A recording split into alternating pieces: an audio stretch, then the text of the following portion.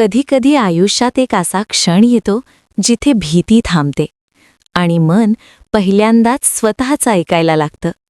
हा प्रवास बंडखोरीचा नाही तर ओढीचा आहे, जिथे पावसाचा सुगंध आहे, जंगल शांत आहे आणि दोन हृदय शब्दांशिवाय एकमेकांना ओळखू लागतात. ही गोष्ट प्रेमाची नाही, ही गोष्ट आहे जिथे भीती थांबली आणि ओढ सुरू झाली. जिथे भीती थांबली आणि ओढ सुरू झाली. पावसाळ्यानंतरचा तो दिवस जणू गावासाठी नवा जन्म घेऊन आला होता. मातीचा सुगंध हवेत विरघळला होता.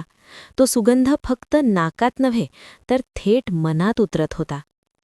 आकाश निळं होतं, पण त्यात अजूनही ढगांची हलकी सावली होती, जणू काही सांगायचं राहून गेलंय अशा. शैला शेताच्या वाटेने चालली होती. पायाखाली ओलसर माती, बाजूला डोलणारी पिकं आणि मनात न सांगितलेली उत्सुकता. ती स्वतःलाच ओळखत नव्हती. तिच्या ओठांवरचं हसू सहज होतं, पण त्या हसण्यात आज काहीतरी वेगळं होतं. आज ती फक्त शेताकडे चालत नव्हती, ती स्वतःकडे चालत होती. शेताच्या कडेला उभा असलेला विजय तिला दिसताच थांबला. क्षणभर त्याला वाटलं, वेळ थांबलीये. वाऱ्याबरोबर उडणारी तिची ओढणी, केसात अडकलेली उन्हाची सोनेरी झलक, त्या क्षणी विजयला असं वाटलं जणू निसर्गाने स्वतः हात जोडून तिला इथे पाठवलं आहे. त्याने वाजवलेली शीळ मस्करी नव्हती, ती त्याच्या मनातल्या गोंधळाची, ओढीची आणि थोड्याशा धाडसाची कबुली होती. शैला थबकली. लाज गालावर आली, पण ती पळून जाणारी लाज नव्हती, ती थांबवणारी होती. तिच्या डोळ्यांनी क्षणभर खाली पाहिलं, मग हळूच वर. त्या नजरेत प्रश्न होते आणि त्याहून जास्त उत्तरांची तयारी. आज फारच छान दिसतेस, विजय सहज म्हणाला. शब्द साधे होते, पण त्यांचा परिणाम खोल होता. पावसामुळे असेल, शैला म्हणाली, पण तिच्या आवाजात थरथर होती. पावसाची नव्हे तर मनाची. ते दोघे चालू लागले. सुरुवातीला शब्द होते, शेत, पाऊस, गाव. मग शब्द कमी झाले आणि अर्थ वाढत गेला. जंगल दाखवतो, विजय म्हणाला, तेव्हा शैला थांबली.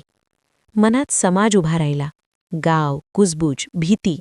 पण त्या सगळ्यापेक्षा मोठी होती एक भावना, आपण कोणीतरी आहोत हे स्वतःला जाणून घ्यायची. ती काही बोलली नाही, फक्त एक हलकी मान डोलावली. तेवढंच विजयला पुरेसं होता. जंगलात पाऊल टाकताच वातावरण बदललं. उंच झाडांमधून येणारा मंद प्रकाश, पक्ष्यांचे आवाज, पानांवरून टपटप पडणारे थेंब, सगळं मिळून एखाद्या गुपितासारखं वाटत होतं. इथे आवाजही हळू बोलत होते. विजय चालताना थोडा पुढे होता, पण शैला मागे राहिली तेव्हा तो थांबला. हळूच त्याने तिचा हात हातात घेतला. तो स्पर्श धिटाईचा नव्हता, तो विचारलेला होता. मी इथे आहे, चालेल का? शैला काहीच बोलली नाही. तिने फक्त बोटं घट्ट केली. त्या एका क्षणात तिला पहिल्यांदाच कोणाच्या तरी सोबत इतकं सुरक्षित वाटलं, जणू जगातलं सगळं धोक्याचं मागे राहिलं आहे. एका ओढ्याजवळ ते थांबले. पाण्यात त्यांची प्रतिबिंब हलत होती, स्पष्ट नाही पण खरी. शैला बराच वेळ पाहत राहिली, मग हळूच म्हणाली, विजया, हे सगळं स्वप्न तर नाही ना? विजयने तिच्याकडे पाहिलं.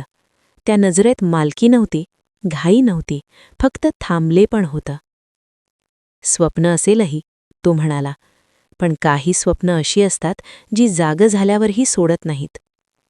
त्या क्षणी जंगल साक्षीदार होतं, दोन हृदयांच्या जवळ येण्याचं, न बोलता उमललेल्या प्रेमाचं आणि अशा ओढीचं जी फक्त शरीराला नाही तर आत्म्यालाही हलवते.